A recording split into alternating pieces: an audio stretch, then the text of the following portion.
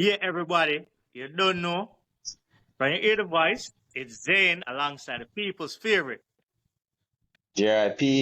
Yeah, and it's the last of the real coming to you later than expected. But, That's how we call it late night football. yeah, definitely. It was, hey, JRP, what can we say about Mm-hmm. that one? Hard fought game. Ah, yeah, it was a difficult one. Yeah, man. Crystal Palace made things quite difficult. They stick to their game plan, to be honest. But It was frustrating. speaking of difficult, JRP, quick question. Do you think that was a Yeah. penalty or a dive? Um, to be honest, from first glance, it looked the penalty, to be honest. But there was some level of contact with Eze. There was some because it did Thomas Partey dirty right there. Yes. And yeah, man, very dirty, disrespectful. No, And not being biased, but mm, personally, I think that was a 50-50. Anywhere when yeah, there was no complaints. yeah, because the more I look at the replay, I'm like, how did VAR not call this a penalty? Because the more and more I look at it, it looked the penalty. Yeah, I guess it was the fact that Party was trying to pull his leg away, or because, like I said, it looked 50-50. Any decision the ref made or VAR made, I would be willing to accept it. Yeah, yeah, because contact was there because we saw over the weekend where the minimal or the least amount of contact and a player went down and a penalty was given. True. So No, once again, there's that level of inconsistency there. the thing is, do you know what maybe I'm thinking the referee is looking at is that they got the one on the weekend wrong because the one on the weekend looked more for dive than this one. And which one are you referring to over the I'm weekend? referring to the The Liverpool one. the Liverpool one. Yeah, that definitely looked like a dive, right? Yeah. And it was given as a penalty. So I don't know if it's a case of compensating, It could be, but I have this hunch, this feeling that they got it wrong on this day. You know Even though what? we benefit, Right. even though we benefit, yeah, but that I think like I said, 50-50, but um that penalty should have been called. And I'm gonna, and you see, it kind of brings me to my next point why I think the penalty wasn't given, and it's in regards to the Tamiyasu decision, right? What do you think about that?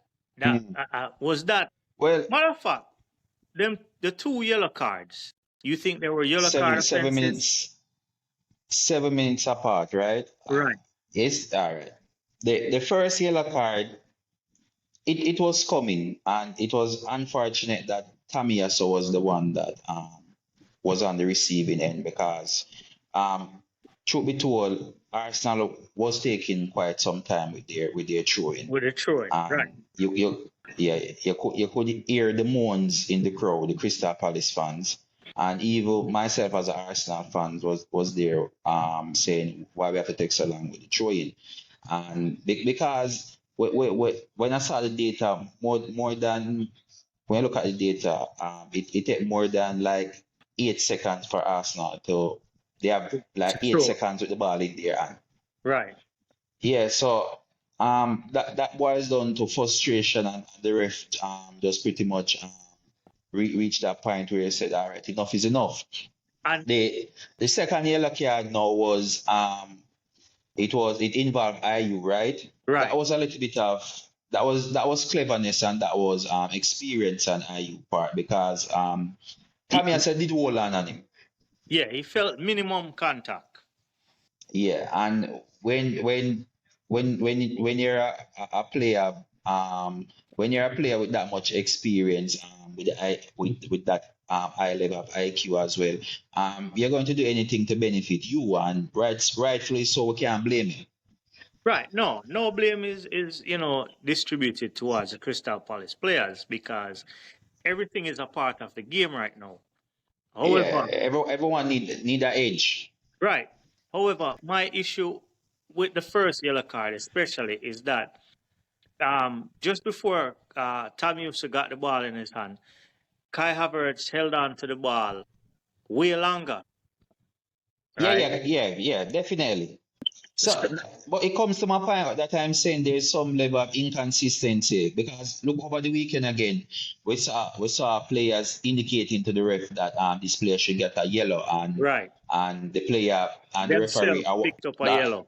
yeah picked up a yellow. But when you look into today's match, Thomas Partey was indicating to the ref when Eze was, well, as he claimed, he was diving, and Right. Thomas Partey pretty much Yeah. walked away scotch free. Yeah. It's.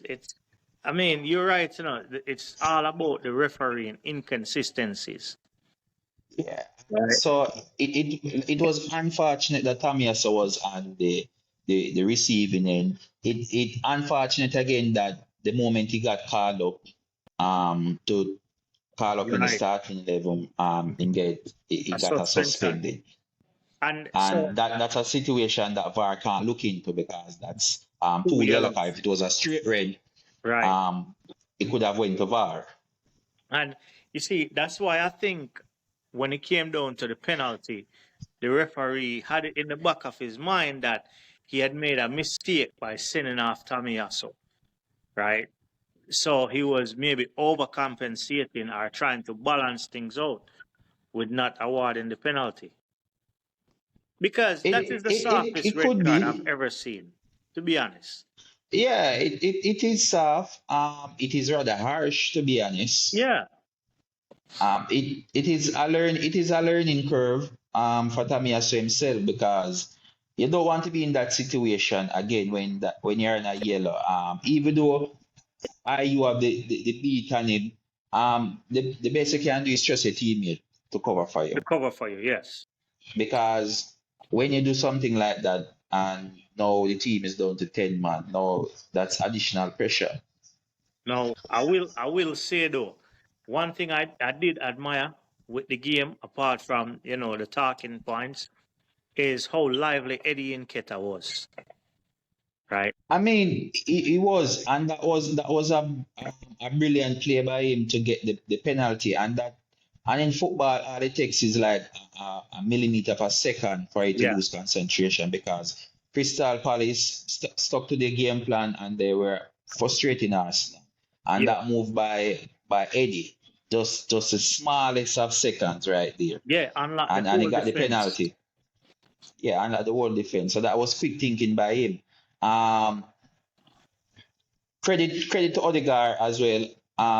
That's how you stepped up and take a No, penalty.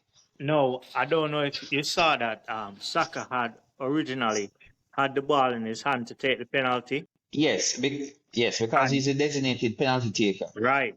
But what you realize that is once he switched it and gave it to Odegaard, Johnson, the Crystal Palace goalkeeper, started looking over to the bench because Crystal He doesn't Palace, have any data. exactly, they did their Yeah, homework on basically every Arsenal player, and he did his homework on Saka.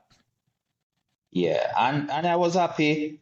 That was a brave call. I don't know who made the call. I don't know if it was Odegaard who went up and tell Saka that he would take it. I don't know if it was Arteta who Yeah, signaled from the bench.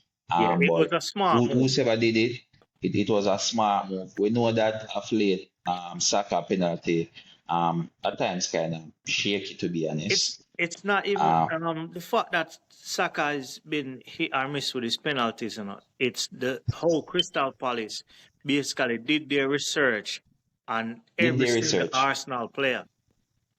But Right? you could see that he had no clue because before even Odegaard kicked the ball, he already dived and Yeah. Oh God. committed and was Listen, in the net. the commentator said he was in a different postal code. Yeah, he had no idea where Odegaard was going. Yeah. And And it was, like I said, it was a very modern penalty. yeah, and I'm gonna tell you something crazy. The side he dived to, that is the side Saka normally goes. Saka would have went Yeah. to, yeah. So he just basically stuck with whatever he had studied for. Yeah. And no, It was a good call. yeah, man. The next thing I did really admire with the game is the fact that Arsenal were resilient, right? If this Yeah. was, let's say, 2 years ago, or even at the back end of last season, right, when we won Yes. 3 out of 9, we would have collapsed going Yes. down to 10 men, right? We would have I been lucky mean, to get away with a draw. we went down with to 10 man. We had to make the necessary changes. Crystal Palace grew into the game. We were the team that had to give up position and play this low block Lower block, yeah, football. And Arteta have the players that can demonstrate that. You see, Georgina came in. yeah, I mean, from Georgina came in, you know what the mission was from right there. yeah. Control, Um, ball control, Control, slow down the game. slow down the game, and that's exactly what he did. Only outlet was Kai Havertz. He was up there. When he's playing in the number 9 role, looks a different player. He knows how to hold up the ball. He's Yeah. pretty strong. He's always moving into space. And the thing is, while a lot of us Arsenal fans question Kai Havertz signing, this shows his versatility. Yeah, it versatility. It shows his intelligence as well Yeah, because if you look throughout the game, he's a player that is always running into space. He's always creating space. Oftentimes, his teammates yeah, not finding him. So people will look at it and say he's not being impactful or stuff like that. But if you just watch him carefully, he's working yeah, and he's he's quite definitely aggressive as working. well. And he Yeah, does the so you tracking can backside see as why well. Arteta, yeah, you can see why Arteta have him in the team. No, The only thing now for him is that to get some goals. yeah, yes. No, last question still, our last point. Mhm.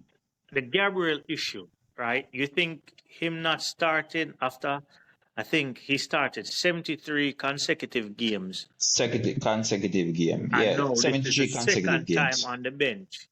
You think there is a problem or it's just tactical? I don't know how deep tactically we can look into this because I mean fans are saying that um Timber and Saliba are more of a ball playing midfielder than him, but which is true. But regardless of that, he started 73 consecutive match. Yeah, Gabriel has his positive as well, especially on the attacking side from set piece. yeah. Um, Last season, I think it was the season before, he was one of the highest scoring centre back in the league. Think yeah, it was last season. But you see, Yeah, I just put it down to tactical because w- I can't see what Gabriel would have done or any rumor but circulating that there's unrest. but and that's what I'm thinking. Is it between the first match with Nottingham Forest? Did we have to go that tactical against Nottingham Forest? No, Where we I where we don't think say so. I just where we think say that Party and are playing right back and inverted into the central and then coming over back. And then in this match we see Tammy Yasso playing the left back position and Thomas Partey in the right back and Ben White push back into centre back. I mean it's crazy. and I just think Arteta is trying something and he's trying to hammer it into the players to get them to play a particular way to provide another tactical option then. I mean, once you keep winning Zane, That's people all that overlook matters. it, but but the moment we stumble, people wonder why Gabriel is not in the team. I mean, Gabriel came and that doesn't look like a player that is on his way out of the club. No, no. Because when he came on, he was full of passion. And question, why did Odegaard give him the captain armband? Exactly. Exactly. So, and after the match, Arteta said Gabriel will have many more games to play. So I guess, like I said, Arteta is just trying out something. Yeah. Hopefully, against Fulham, we will see him back into the side. We're playing at the Emirates. I honestly don't see I really don't see the need where Party will still continue playing this inverted right back. Well, the options are limited now because Timber is Well, out yes, and Tamiyasu is suspended. So I guess we will see. I guess we already know who will come into the left back position come over the weekend. yeah, Shevchenko, more than likely. Yeah, and more likely now you will see Gabriel push back Right, into the centre back position. right. Ben White push out back to the right. That's how we are predicting it. I mean, I would be surprised if a student of Pep is if Arteta, so you can't predict him.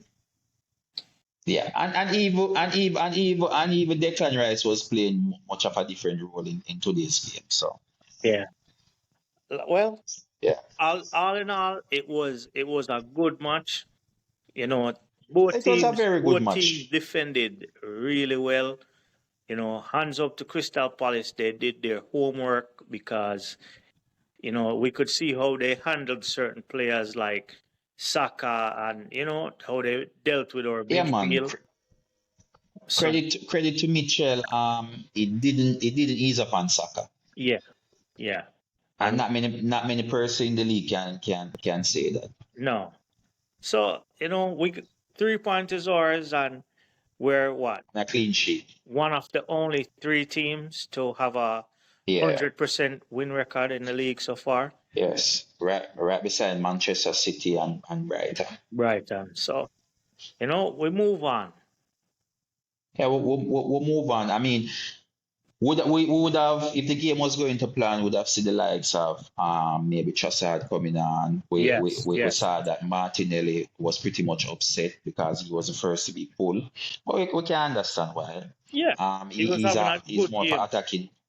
Yeah, and he's more for attacking players, even though he does the defending side as well. But you want more sound defensive player around here. And Yes.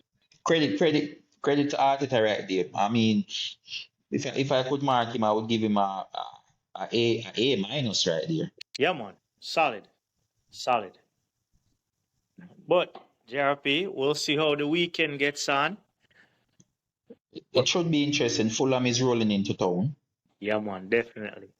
So people, again, stay tuned for this weekend. We'll be reviewing all of the EPL action. And like usual, Definitely. share this with a friend. Hit that like button. Mash it up, man. Yeah. Turn on the notification bell because, they say the algorithm gods are not your friend. Which is right. Yeah, so help this get out there. We're growing and we're going well. And to the people of Maui, prayers and thoughts are with you as always. Yeah, man. Prayers up. Yeah, JRP, like Miss Lucy, people, walk good. Good up, you always follow you. All right. We out, people.